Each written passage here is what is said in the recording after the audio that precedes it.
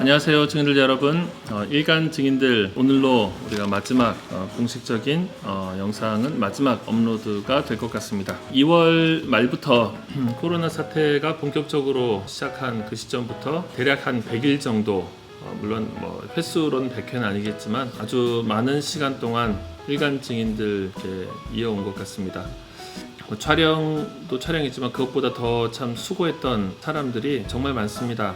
현석 간사님, 또 우리 가원이, 경원이 편집으로 보이지 않는 이 뒤에서 촬영한 시간보다 훨씬 더 많은 시간에 수고를 감내했고요. 또 우리 주일 메시지를 생각하면 또 우리 은서가 참 수고를 많이 했죠. 자막을 다 일일이 띄워가지고 애를 썼고요. 또 우리 오전도사님과 또 목요일날 그 찬양 컨텐츠를 책임졌던 여러 세션들, 싱어들, 편집자들 참 귀한 수고가 너무나 많았습니다. 이들의 수고가 저는 헛되지 않았다고 생각하고요. 이 일간 증인들을 우리가 마치지만 또 한 번 길이 열렸기 때문에 다양한 콘텐츠로 우리가 더 다양한 방식으로 여러분들을 찾아올 수 있지 않을까 그렇게 생각합니다. 여러분들은 이 시간이 어떤 의미가 있었는지 한번 좀 돌아봐 주시고 또 건강한 제안도 해주시고 그렇게 우리가 한번 매듭을 짓고 또 다른 단계로 갈 수 있으면 좋겠습니다. 오늘 우리가 함께 나눌 본문이 느헤미야 9장부터 11장까지 본문인데요. 마지막이니까 느헤미야서의 후반부를 좀 다뤄보도록 하겠습니다. 월요일날 느헤미야 1장부터 3장까지를 다뤘죠. 성벽을 중수하는 그 내용들을 다뤘고요. 4장부터 5, 6장까지죠. 4, 5, 6장 4, 5, 6장까지의 내용 그리고 핵심적인 것은 6장 15절이죠. 성벽 공사가 52일 만인 엘룰월 25일에 끝나매 16절 우리의 모든 대적과 주위에 있는 이방 족속들이 이를 다 듣고 다 두려워하여 크게 낙담하였으니 그들이 우리 하나님께서 이 역사를 이루신 것을 알미니라.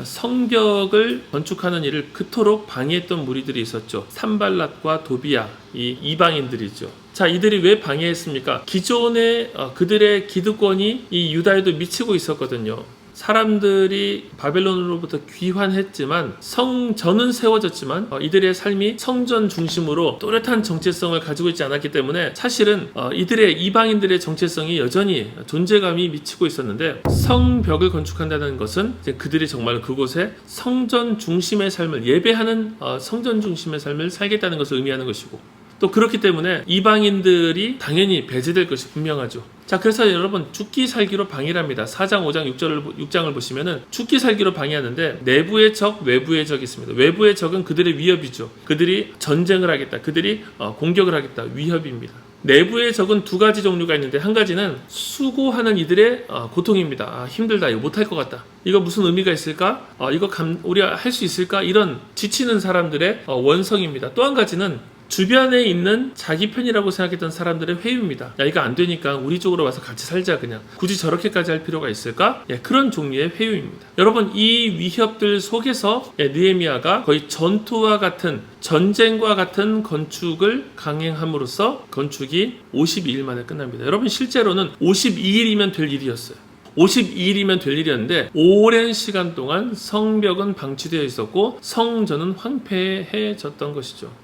여러분 그 일을 감당하는 데 있어서 수고했던 이들이 느헤미야 3장에 나타나 있던 명단들이었고요. 그리고 느헤미야 10장과 11장 9장에서는 이들이 하나님을 향해서 언약을 합니다. 8장에서 초막절에 하나님을 향한 절기를 지키고 9장에서는 큰 회개가 일어나면서 다시 언약 갱신을 합니다. 하나님 우리가 주님을 섬기는 백성이 되겠습니다. 자, 그 언약에 인봉한 자들, 쉽게 말하면 서명한 자들이죠. 서명한 자들이 10장에 나오고요. 11장에서는 이제는 예루살렘 성 안에 성전과 성벽으로 둘러싸여 있는 이 성 안에 살기로 한 사람들의 명단입니다. 여러분 이 명단이 너무나도 중요합니다. 느헤미야는 이름을 다 기록을 했어요. 왜 이름을 기록했을까요? 이들을 기억하라는 것입니다. 하나님 앞에 이들이 기억되기를 바라는 기도입니다. 하나님 이때 이 어려운 시기에 전쟁처럼 건축을 감행했던 이들을 주님께서 기억하여 주십시오. 이들의 명단을 기억하여 주십시오. 이들의 수고와 땀과 눈물을 기억하여 주십시오. 자, 여러분 이런 명단이 있는 반면에 에스라서가 동시대라 그랬죠. 에스라서 10장 18절 이후로 보시면요. 명단이 또 있습니다. 어떤 명단이냐면요. 그 시기에 그 전후로 이방인들과 혼인하면서 그들의 정체성을 훼손하였던 이들의 명단입니다. 부끄러운 명단이죠. 이러한 이들이 있었으면 이들이 공사와 건축과 모든 것들을 방해했습니다. 그래서 여러분 산발락과 도비아라고 하는 사람이 외부에서만 방해한 것이 아니라 내통하는 사람들이 있었어요. 내통하는 사람들이 있어서 이 내부에서 자꾸 산발락과 도비아와 연을 이렇게 이으려고 하고 연결을 하려고 하고 계획들을 이야기하는 그런 사람이 있었기 때문에 느헤미야의 싸움은 굉장히 외롭고 힘든 싸움이었습니다. 그 가운데 이렇게 수고하고 함께했던 이들을 기억해달라는 것이죠.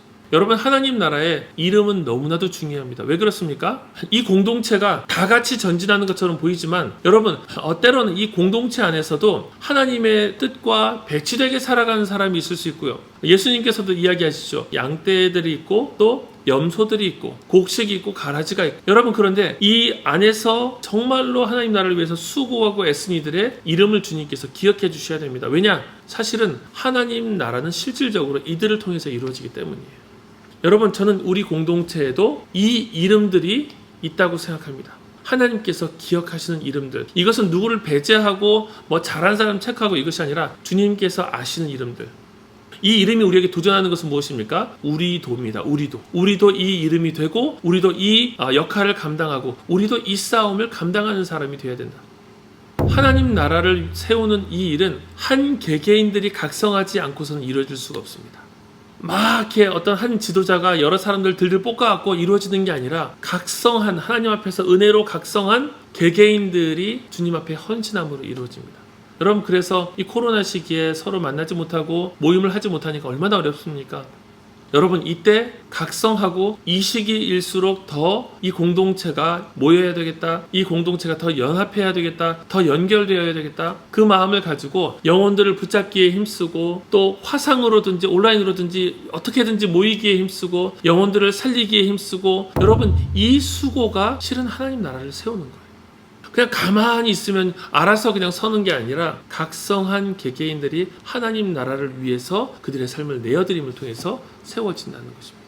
여러분 그래서 저는 종종 이런 얘기를 합니다. 성경에 족보가 참 많이 나와 있는데 읽을 때마다 지루하고 따분한데 왜 이 족보가 필요한가? 저는 하나님 나라는 족보에 있다라고 정의 내립니다. 하나님 나라는 그 당시의 영토에서 그 당시의 어떤 위세에서 업적으로 건축물을 통해서 이루어지는 것이 아니라 하나님 나라는 이름이 면면이 내려가면서 대단해 보이지 않지만 그들이 살아갔던 모든 시간은 사실 그 이름 하나로 축약되는 것이거든요. 하나님 나라는 족보에 있습니다. 여러분 그래서 우리가 하나님 나라를 횡적인 면으로만 생각하기가 쉬운데요. 하나님 나라는 오히려 종적인 면에 훨씬 더 가깝습니다. 오랜 시간 동안 이루어져 온 하나님의 나라. 자 여러분 이렇게 명단들이 기록되고 있습니다. 이것은 다 끝났다는 얘기입니다. 명단을 다 기록하고 있는 얘기는 다 끝났다는 얘기입니다. 이제 하나님 나라가 점차 이 땅에 그들의 삶의 방식으로 그들의 생활 조건으로 이루어지는 일만 남았습니다. 느헤미야서가 그걸 한 거죠. 성전이 있으나 재기능을 하지 못하는 성전. 왜 그렇습니까? 성전 그리고 성벽 안에 사는 사람이 없었기 때문에 그 사는 사람들을 만들 수 있는 삶의 장치가 성벽이었습니다. 여러분 우리도 마찬가지죠. 교회에 적을 두고 있고 주일날 영상으로 예배를 드리고 하지만 우리의 삶의 방식이 허물어져 있으면요. 여러분 영상을 보는 것이 또 우리가 교회에 적을 두고 있는 것이 우리를 구원하지 못합니다. 여러분 우리가 복음에 따라서 믿는 바에 따라서 살아가는 그 삶 속에 하나님의 구원이 임하는 것이죠. 자 여러분 느헤미야는 이렇게 마칩니다. 12장으로 가면요. 성벽을 봉헌하는 봉헌식이 나오고요. 그리고 12장 31절부터 보시면은 사람들이 성벽으로 대오를 지어서 막 전진합니다. 여러분 이 대오를 지어서 전진하는 이 그림은요. 느헤미야가 2장에서 돌아와서 홀로 밤에 가다가 더 이상 전진하지 못했던 그 길이에요. 사람과 말이 전진하지 못할 정도로 완전히 무너져버린 그 길이 무리들이 행진할 수 있을 정도로 완전하게 회복된 모습으로 이 본문 속에 나타납니다. 여러분 성벽을 다시 짓는다는 것이 이것입니다. 그 전까지는 아무것도 없었던 모든 것이 황폐했던 그곳에 모든 사람들이 행진할 수 있는 길이 나는 것이죠.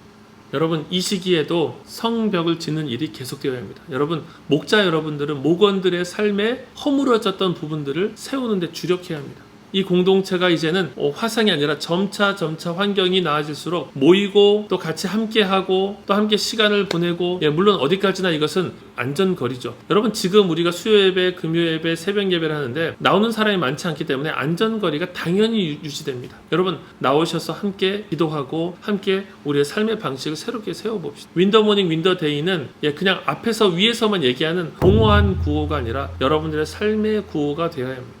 새벽에 또 기도의 자리에서 승리하고 하루를 승리하는 여러분들의 삶이 되길 바랍니다. 느헤미야는 이 공동체가 회복되길 바랬고요. 하나님의 나라는 성벽과 성 안에만 있는 것이 아니라 실은 성벽 안에서 살아가면서 하나님께 예배하는 이스라엘 백성이었던 것이죠.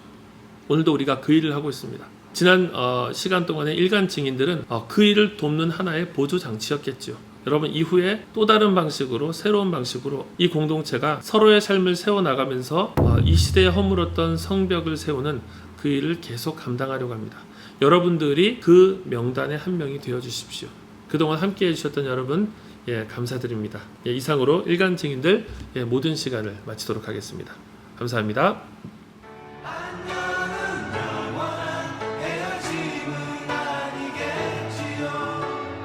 다시 만나기